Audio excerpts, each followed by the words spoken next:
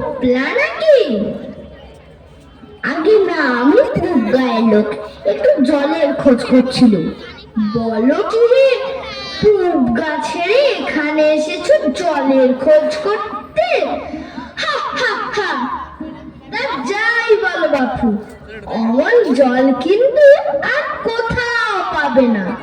খাসা জল, তোফা জল, চমৎকার জল।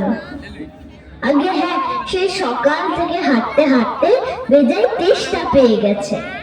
তা তো পাবেই, ভালো জল যদি হয় তা দেখলে তেষ্টা পায়, ভাবতে গেলে তেষ্টা পায়।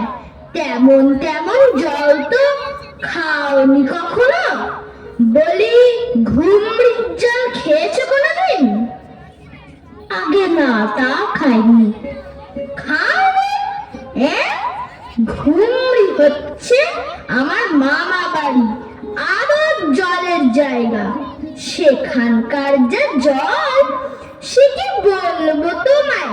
কত জল খেলাম, কলের জল, নদীর জল, পুকুরের জল, ঝর্ণার জল, কিন্তু মামা বাড়ির কুয়োর যে জল, তেমনটি আর কোথাও পেলাম না।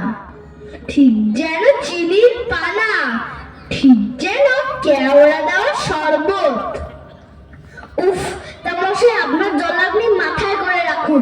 আপাতত এই তেষ্টার সময় যা হয় একটু জল আমার গলায় পড়লেই চলবে। ও আবার কিরকম কথা? আমাদের জল পছন্দ না হয় খেও না, বেশ। গায়ে পড়ে নিন্দে করবে দরকার কি?